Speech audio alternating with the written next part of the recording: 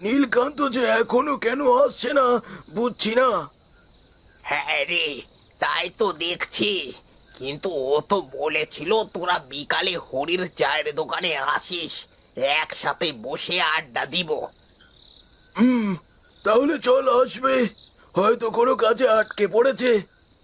ওই ওই তো আসছে নীলকান্ত। আরে, তোরা এসে গেছিস দেখছি। সেই কখন থেকে আমরা এসে তোমার জন্য অপেক্ষা করছি।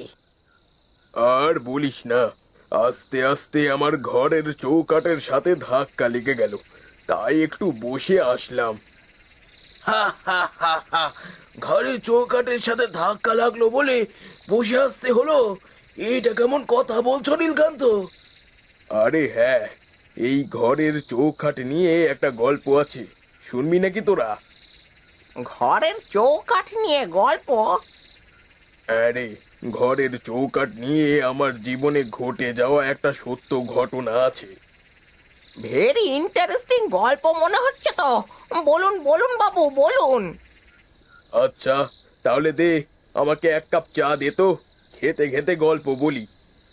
হ্যাঁ রে হরি, দে দে, নীলকান্ত বাবুকে এক কাপ চা দে। হ্যাঁ হ্যাঁ, দিচ্ছি। এই ধরুন বাবু আপনার চা। আহ, হরির হাতের চায়ে মুখ দিলেই যেন এক অন্যরকম স্বাদ। তা এবার কি হয়েছিল সেটা তো বলো।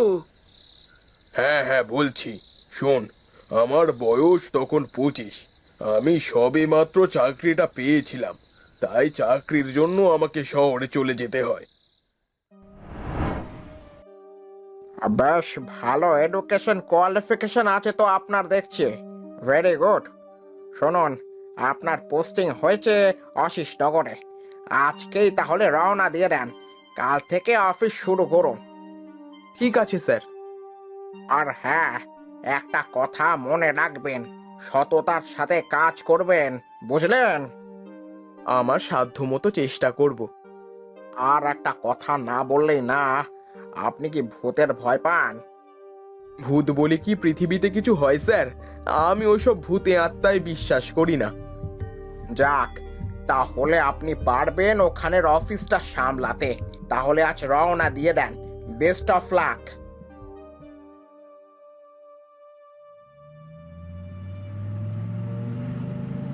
দাদা, অশিসনগর পৌঁছাতে কতটা সময় লাগবে? এই ধরেন রাত 12টা বাজবে। ও আচ্ছা। স্যার, অশিষ্টনগরে কেন যাচ্ছেন? আমার অফিস থেকে পোস্টিং ওখানে করা হয়েছে, তাই ওখানে কাজের জন্য যাচ্ছি। শুনেছি অশিষ্টনগরে ভূতের উপদ্রব অনেক বেশি। ভূত? এখন কেন যে মানুষ ভূতের ভয় পায় বুঝি না। কেন বাবু, আপনি ভয় পান না? না, আমি ভূতকে ভয় পাই না।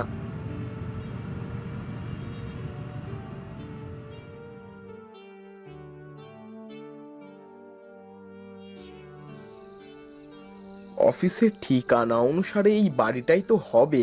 বাহ, বাড়িটা তো বেশ বড়। যাই, এখন বাড়ির মধ্যে গিয়ে দেখি।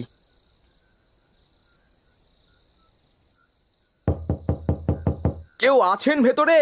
এই যে, শুনছেন? ভেতরে কেউ আছেন? ও বাবু, আপনি চলে এসেছেন। আসুন আসুন, ভেতরে আসুন।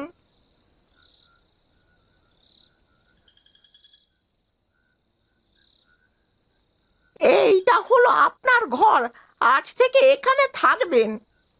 হুম, বেশ সুন্দর তো রুমটা। এত সুন্দর করে কে গুছিয়ে রাখে? তুমি? হ্যাঁ বাবু, এইটাই তো আমার কাজ। আচ্ছা, এক কাপ চা হবে? এতটা পথ জার্নি করার পর কেমন যেন চা খেতে ইচ্ছা করছে। হ্যাঁ হ্যাঁ, কেন হবে না? আপনি বসুন, আমি নিয়ে আসছি। যাক, যতটা খারাপ ভেবেছিলাম ঠিক ততটা না। এত সুন্দর বাড়ি দিচ্ছে অফিস থেকে, তারপরও কেন যে কেউ এখানে আসতে চায় না, কেন যে সেটাই বুঝতে পারলাম না। কি রে হরি, কেমন চা দিলি? শেষ হয়ে গেল তো। তা না হয় হরি তোমাকে চা দিচ্ছে, কিন্তু এর মধ্যে তো চৌকাঠের কোনো রহস্য পেলাম না। আরে গল্পটা শেষ করতে দিবি তো। হরি, দে দে চাটা দে। সেদিন রাতে আমি চা খেয়ে ঘুমিয়ে পড়ি। পরের দিন সকালে এ কি, অফিসের কাজ তো দেখছি সব এলোমেলো হয়ে পড়ে আছে। কি যে করেছে আগের অফিসারগুলো। আসতে পারি বাবু? হ্যাঁ আসুন। হ্যাঁ কাকু বলেন, আমি আপনাকে কিভাবে সাহায্য করতে পারি? আমার এই জায়গাটা, কিন্তু এই জায়গায় কিছু লোক দখল করে বসে আছে। দয়া করে আপনি আমার জায়গাটা দখল করে দিবেন। কাগজ দেখে তো মনে হচ্ছে এটা অরিজিনাল। আচ্ছা, আপনি চিন্তা করবেন না, আমি আমার সাধ্য মতো চেষ্টা করব। ঠিক আছে, আমি তাহলে এখন আসি।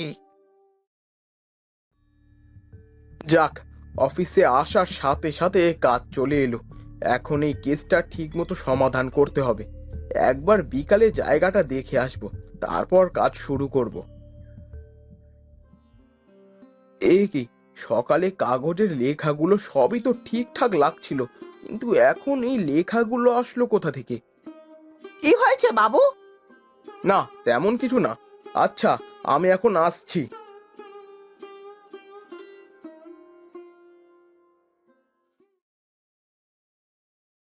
আহ, বাবু, আপনার লাগেনি তো? না, আমি ঠিক আছি। ঘোর অমঙ্গল বাবু, ঘোর অমঙ্গল। আমি খেলাম চৌখাটের সাথে ধাক্কা, এতে অমঙ্গলের কি আছে? বাবু, আপনি যে কাজে যাচ্ছেন সেখানে এখন যাওয়া ঠিক হবে না। একটু বসে যান। রাখো তোমাদের এই কুসংস্কার, আমি এইসব কুসংস্কার মানি না।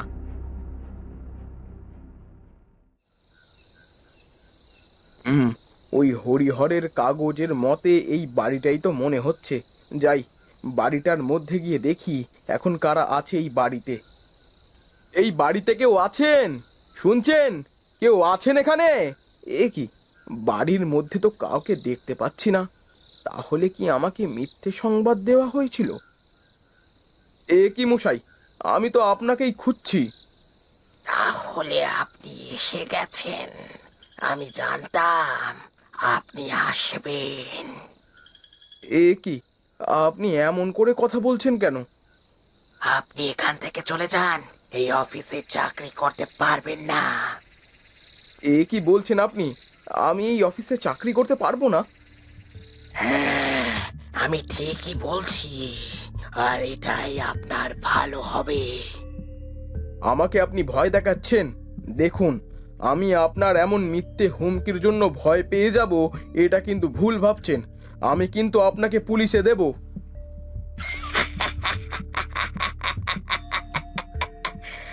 আমাকে পুলিশে দিবে? আমাকে?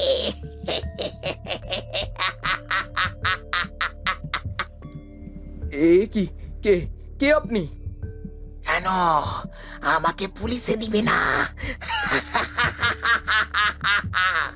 শোন, তোর ভালো যদি চাস তাহলে এই অফিস থেকে চলে যা, না হলে জান নিয়ে মায়ের কোলে ফিরতে পারবি না। আমার দরকার নেই এমন চাকরির, আমি কালই চলে যাব। হ্যাঁ, চলে যাবি, আর কোনোদিন এই অফিসে চাকরি করতে আসবি না।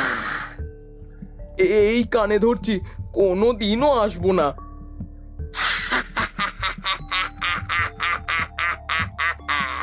এই অফিস শুধু আমার, শুধু আমার।